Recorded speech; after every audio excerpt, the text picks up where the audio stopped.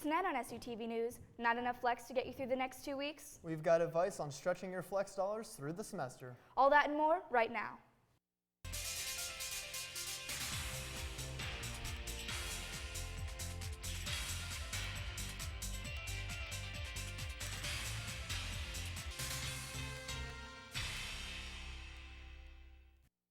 Thanks for joining us on SUTV News. I'm Katie Swigert. And I'm Jake Rom. The Little Princess Playhouse program is coming to an end. Jillian Menken has the story. Members of the Little Princess Playhouse had a long night as they removed all costumes and props from Stewart Hall. For almost a decade, this building has hosted their shows, bringing in thousands of kids, but the university has recently announced plans to rename and remodel it. Without Stewart Hall, the Little Princess Playhouse has nowhere to go. Returning members of the program are sad to see it end. So sad. It's so unfortunate.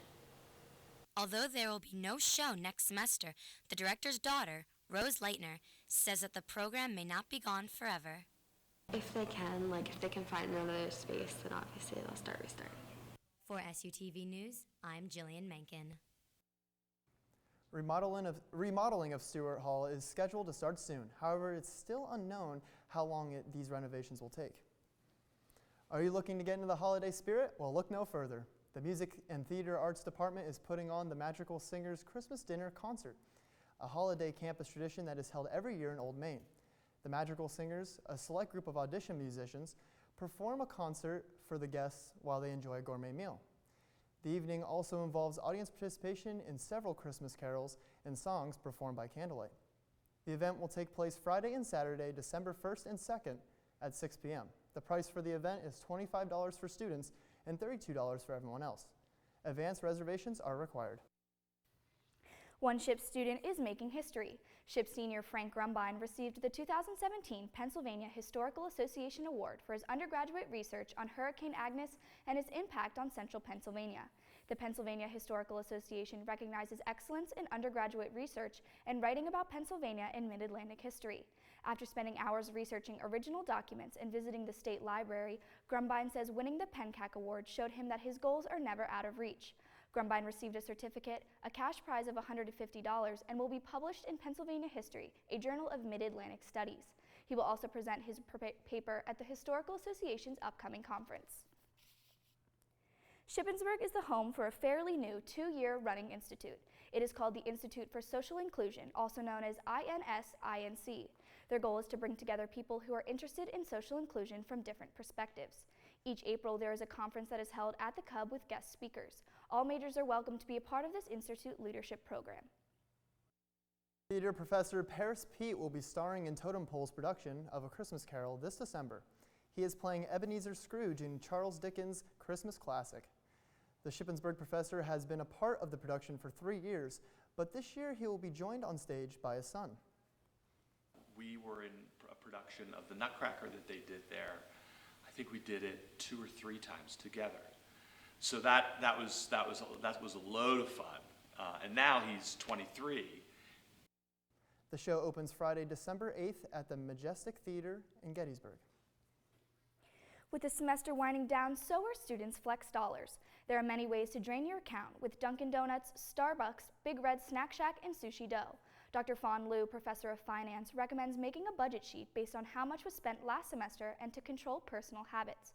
Upperclassmen recommend using only meal swipes and saving flex for more stressful times like midterms and finals. If you want to add more flex to your card, visit SUTVnews.com. When we come back, strange ships create mystery in Japan. That and more after the break. A natural disaster covers one Indonesian island in ash. Here's Marshall with the World News. A U.S. jury has found Ahmed Abu Khattala guilty of 4 charges related to his role in the 2012 terrorist attack on a U.S. diplomatic compound in Benghazi, Libya. The attack killed U.S. Ambassador Christopher Stevens and 3 other Americans. Khattala was found not guilty in the murders of the 4 Americans, but guilty of conspiracy to provide military support to terrorists. Early Wednesday morning, North Korea fired its most advanced missile yet. The country has not conducted any military tests since September 15th. They claim this type of missile could reach the whole U.S. mainland. A North Korean official said Pyongyang was not interested in diplomacy with the U.S. until it had fully demonstrated its nuclear deterrent capabilities. On Saturday, Mount Ayang on the island of Bali erupted, spewing clouds of ash as high as 5.6 miles. On Monday, there were sightings of what was described as rays of fire coming from the volcano's crater. There's a possibility of a larger eruption still to come, and Indonesia's National Board for Disaster Management is continuing to evacuate residents from the area. And finally, in Tokyo, a wooden boat washed ashore on Miyazawa Beach, and 8 skeletons were found in the hull. This is the 4th ship to have appeared on Japan's west coast this month. Officials believe, but cannot confirm, the boats are from North Korea. The bodies found are believed to be fishermen. That's it for this week's World News. Let's head back to the desk. It's that time of year to make a cup of hot chocolate and snuggle up to watch your favorite Christmas movie. We took a poll to see which Christmas movies are favored by students on campus. Elf won with 1/3 of the votes. Next was The Grinch with over 28%. Then A Christmas Story came in 3rd place. In 4th place is Christmas Vacation with over 14%, and in last, It's a Wonderful Life with just under 5%. If you haven't seen these favorites, make sure to check them out to celebrate the season. I'm not surprised with the polls there. Elf's my favorite Christmas movie of all time by far. I think that Elf's my favorite movie, but just because he has that whole plate of spaghetti and he puts the chocolate sauce and I always wanted to try that actually. I like, think to it would see what actually it be tastes pretty like. good. When we come back, we'll take it over to weather with Kyla. You know, coming to the end of the semester, almost coming into December here, weather's kind of been nice the last week. I know, I was on my way to class and I was wearing my winter coat and I was super excited because it's coming to an end and winter's coming, and I had to take my parka off because I started to sweat. Let's take it to Kyla with the weather. Although we are only one day away from December, it isn't feeling like winter quite yet. Tonight, expect clear skies and a temperature around 40. And tomorrow, there will be sunshine and a high of 49. For the 5-day, Saturday, expect clouds overhead and a high of 48. Sunday and Monday's sun will bring warm highs in the 50s. And Tuesday, it will be another warm day with a high of 54, but expect evening showers. After the rain, temperatures will drop to 44 on Wednesday, and it even gets colder from there. That's all for weather. Now let's take it over to entertainment with Danny.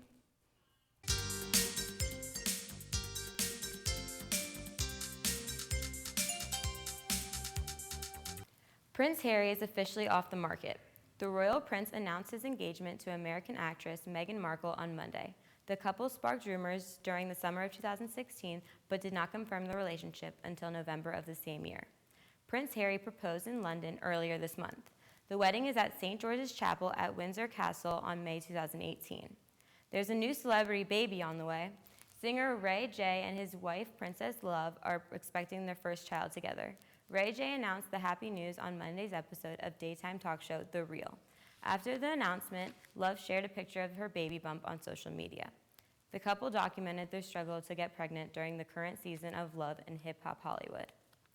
House of Cards fans will have to wait a little longer for season 6.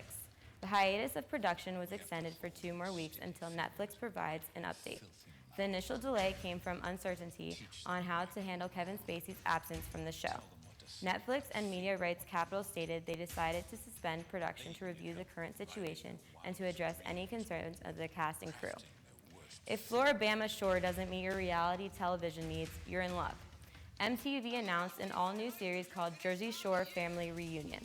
The new show reunites most of the original cast except Sammy Sweetheart. The premise suggests the show is about the cast members going on vacation together with their families. The series is set to air sometime in 2018. The 2018 Grammys nomination list came out this week. In Record of the Year category, Childish Gambino got nominated for Redbone, Luis Fonsi and Daddy Yankee got nominated for Despacito, Jay-Z got nominated for The Story of O.J., Kendrick Lamar got nominated for Humble, and finally, Bruno Mars for 2K Magic. For the complete list, check out the rest of the nominations on SUTVnews.com. Keyword Grammys. That's all for entertainment this week. I'm Danny Banda. Back to the desk. I was really surprised with the Grammy nominations. Demi Lovato came out with an album about a few months ago. I was kind of surprised she didn't get a single nomination for I her know, songs. I agree. And Sam Smith with the Thrill of It All album, I was sure that was going to get nominated. Yeah, that's kind of odd to me. When we come back in sports, we have the highlights from Ship's playoff game against Westchester. And updates on the men and women's basketball team.